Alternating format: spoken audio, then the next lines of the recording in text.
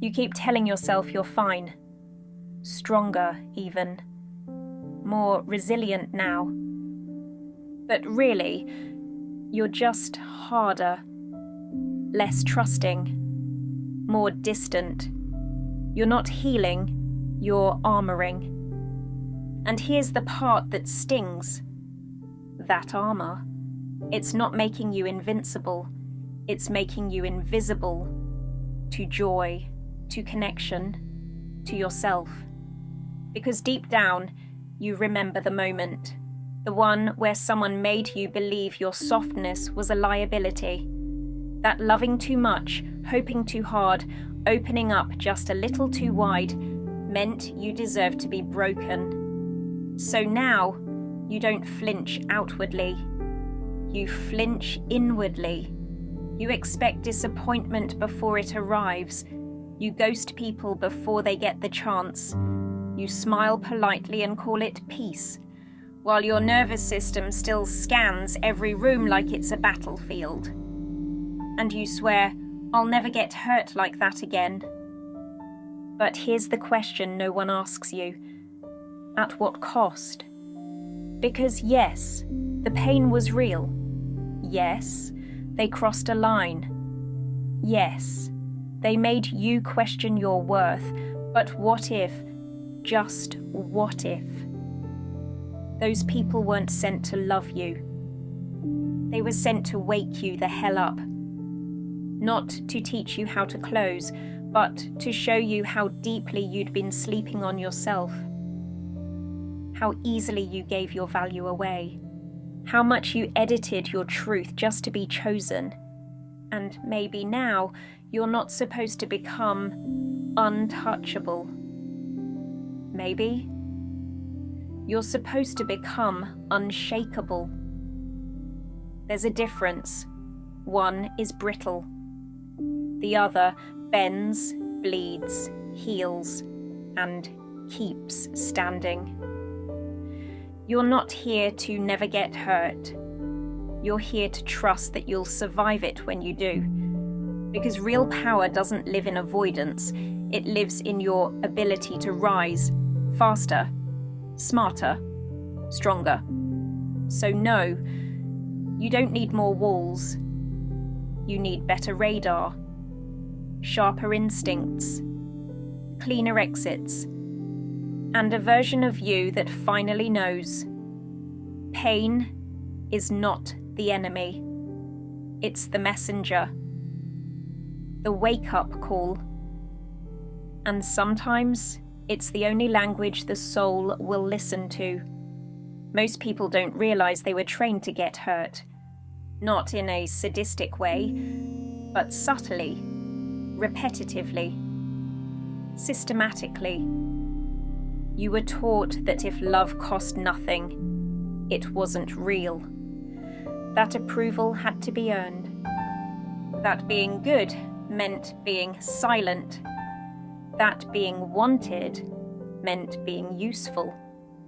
You learned to bleed beautifully, to call it love, and to smile while doing it.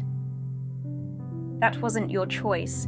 That was programming. Maybe it came from a parent who only smiled when you performed, who withdrew affection when you disappointed them, who gave you affection on Tuesday and punishment on Wednesday, and called both love.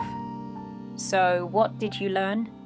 You learned to chase, to prove, to shapeshift.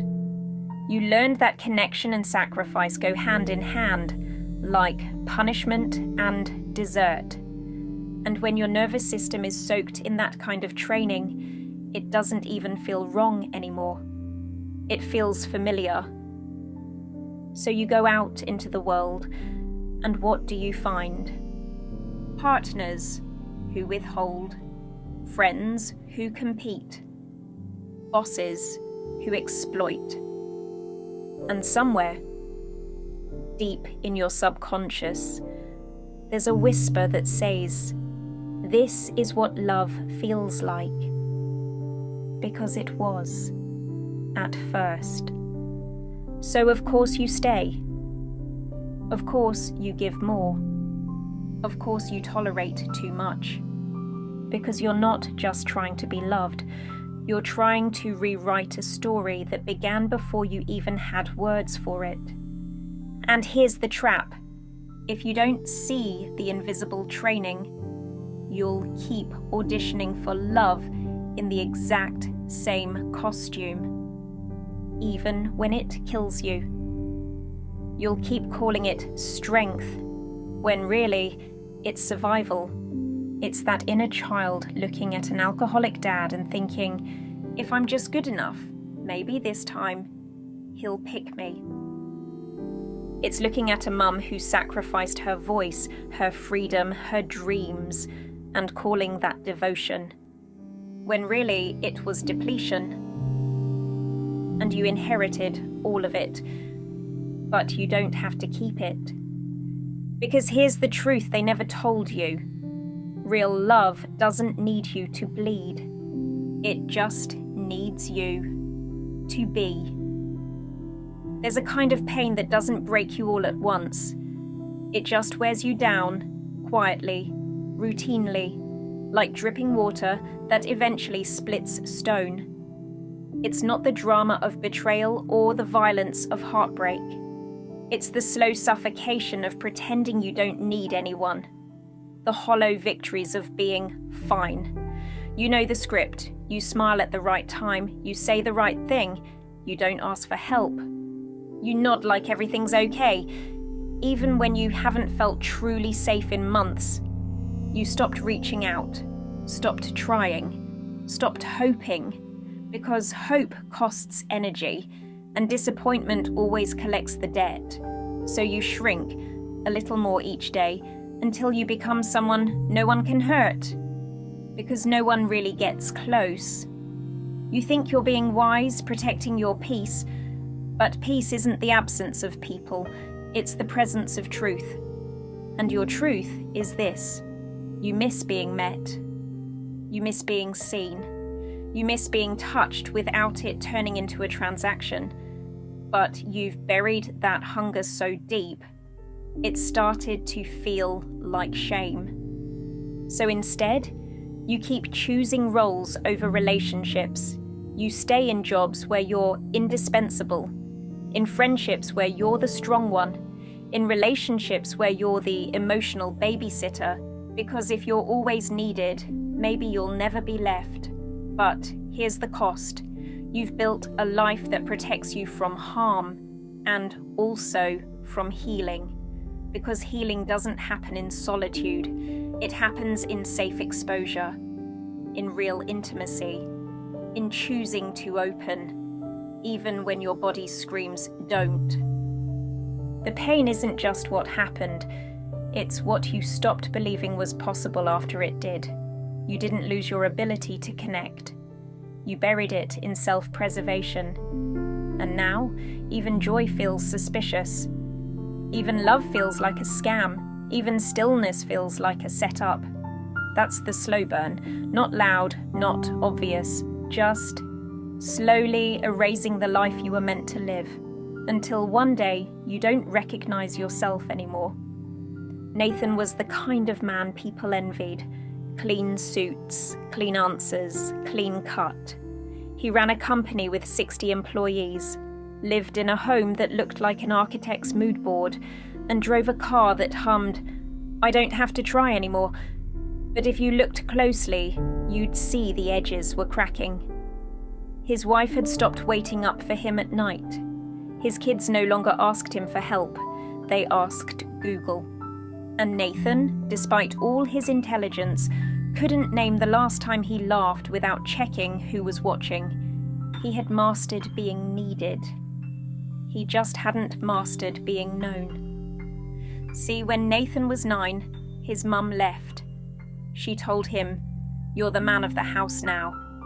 So he became one. Too fast, too sharp, too strong. He learned to be useful, to solve, to lead, to fix everyone else so he didn't have to feel how broken he was.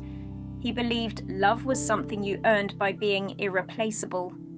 And pain? Pain was a threat to productivity. so he buried it. But recently, the cracks had become chasms. He found himself zoning out in meetings, forgetting names, forgetting days. He'd snap at his staff for small mistakes, then spend the night staring at the ceiling, wondering why he felt so empty. The truth hit him during a company retreat. The team brought in a coach to talk about vulnerability in leadership. The word alone made Nathan itch. But then the coach said something that made his stomach turn. Some of you aren't leading your teams. You're emotionally outsourcing your childhood. You're making your employees the family that never left. Nathan didn't move, didn't breathe, because that was him, still trying to be enough to stop someone from walking out, still proving his value through overachievement, still terrified that if he stopped performing, no one would stay. And for the first time, he realized he hadn't built a life. He'd built a fortress, one where no one could hurt him, but also no one could really reach him. Nathan didn't cry that day, but something cracked. Not in a breakdown kind of way. In a breakthrough kind of way. The armour didn't shatter. It shifted. And when he went home that night, he didn't walk in like a CEO. He walked in like a man ready to be seen. At some point, you have to ask yourself the most terrifying question of all. What if I've been protecting myself from the wrong thing? Because the truth is, most people aren't afraid of pain. They're afraid of reopening, of trusting again, of walking back into life without their guard dogs on a leash. You think you've been building a safer life. But really, you've been building a smaller one. You stopped letting people in. And worse, you stopped letting yourself out. You've convinced yourself that boundaries are sacred, and they are. That solitude is power, and it can be. That no one deserves access unless they've earned it. Fair enough. But here's the catch. When did you last check if you were still growing? Or are you just protecting the last version of you that got hurt? Because healing isn't about making yourself untouchable. It's about making yourself reclaimable. Taking back the parts of you that were buried in the wreckage. The tenderness, the hope, the awe. The messy, magnificent human who still wants to dance in the rain, even though it poured last time. You think staying guarded is wise, but wisdom isn't just caution. Wisdom is knowing when to say, it's safe enough now, and if you don't believe it ever will be, then your nervous system is running your life, not your intuition. Here's the shift. You don't need to trust the world right away. You just need to trust you. That when the next storm hits, you'll have the tools to stand. That if someone shows you their true colours, you'll believe them the first time. That if a crack forms, it won't collapse you. It'll expand you. You won't die from being hurt again. You'll die slowly from avoiding life altogether. And that's the moment the awakening begins. Not in fireworks, in clarity. You realise you don't want to live your whole life in emotional witness protection. You want to be visible, reachable, alive. Not because you're reckless, but because you're finally strong enough to walk without the armour. Alfred Adler believed that every human being carries a deep, burning desire to feel significant, to belong, to matter. But when those needs go unmet, especially in childhood, we don't just sit with that pain. We compensate for it. We build strategies, masks, whole personalities designed to protect us from the original injury. It's called the inferiority complex, and it doesn't always look weak. Sometimes it looks like overachievement, like control, like perfectionism. Sometimes it looks like emotional independence so extreme that no one is ever allowed in. In Adler's view, People who've been deeply hurt often do one of two things. They either submit, believing they're inherently flawed, and over-adapt to keep love, or they overcompensate, rejecting all vulnerability and chasing power, status, or isolation to avoid being wounded again. Both are responses to pain. Neither are freedom. Because when your self-worth is built around never being hurt again, you've given your pain the final word, and it's still running the show, just from the back seat. Adler said that true psychological health comes from what he called Gemeinschaftsgefühl, a sense of social interest, connection, contribution, being part of something with others, not above them, not below them. But that kind of connection can't exist without risk, without the possibility of being seen, and yes, of being hurt. It's easy to think the solution to pain is invulnerability, but Adler reminds us, the solution is courage. Courage to feel insignificant and still show up. Courage to love without guarantees. Courage to be real, even if it's messy. He also said, the only normal people are the ones you don't know very well. Meaning, everyone's got a wound. The only question is whether you're still serving it, or you're ready to outgrow it. If your entire identity is built around not being hurt, then it's still built around fear. Not purpose, not passion, not peace. So what's the alternative? It's not exposure for the sake of it. It's not about ripping off every layer and handing your heart to strangers. It's about selective vulnerability, boundaries with porous edges, strength that isn't armoured, but anchored. That's where Adler's work brings us, to the radical idea that your pain doesn't make you broken, it makes you human. And that healing? It's not about escaping the next wound.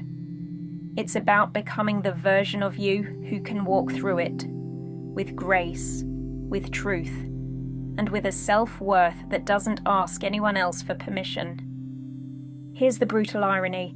The very thing you think is keeping you safe is keeping you stuck. That I'm fine reflex, the hyper-independence, the emotional editing, it feels like strength, but it's just a sophisticated form of hiding. So how do you change it? How do you move from surviving hurt to living open? Start here. First, stop mistaking control for peace. If your nervous system only relaxes when you're in charge of every variable, that's not peace. That's a trauma response in a power suit. Practice letting life surprise you in small ways. Let someone else plan. Say yes before you're ready. Leave the house without a backup plan. You'll feel your fear. That's the point. Let it pass through. That's called reconditioning. 2. Audit your strength habits. Ask yourself, what do I call strength that's actually just fear in disguise? Staying silent, staying in control, staying single? Write them down. Don't justify, just name them. Awareness strips their power. 3. Rebuild trust, not with people first, but with yourself. Trust that you'll catch the red flags earlier. Trust that you'll walk when it's not right. Trust that even if someone hurts you, you'll heal faster than before. That's what actually makes you safe. Not avoidance. Agency. 4. Grieve what didn't protect you. The mask, the people-pleasing, the silence, the self-sufficiency, they all had a job once. But you've outgrown them, and outgrowing means grief. Let yourself mourn the old strategies without shame. They were built by a brilliant, younger version of you, but now they're costing more than they save. Practice selective vulnerability. This doesn't mean trauma dumping on strangers or reopening old wounds carelessly. It means choosing the people who've earned your honesty and then actually being honest, even if your voice shakes, even if you want to run. Do it anyway. Because the version of you who never gets hurt isn't alive. He's buried in caution. He's safe, but disconnected. He's breathing, but he's not living. And the version of you who can get hurt, but heals, reopens, loves deeper each time. He's terrifying, magnetic, unstoppable, not because nothing can break her, but because he's finally realized nothing has to. You don't need to become someone who never gets hurt again. You need to become someone who doesn't abandon themselves when they do. That's it. That's the shift. That's the revolution. Because pain will still happen. People will still disappoint. But when you trust your ability to heal, you stop negotiating your soul just to feel safe. You don't contort yourself to be chosen. You choose yourself and let those who see you really see you. Step forward. You'll stop asking, will this person hurt me? And start asking, will I still honor myself if they do? That's what the new you knows. The version of you who's coming alive now doesn't chase approval. He holds standards. He doesn't confuse loneliness with safety, or quiet with peace. This isn't the kind of strength the world applauds. It's quieter, more rooted. It doesn't shout, but it stays. And when it speaks, it says, I don't need to control you. I don't need to prove myself to you. I don't even need you to stay. Because I've already chosen me. This is what becoming looks like.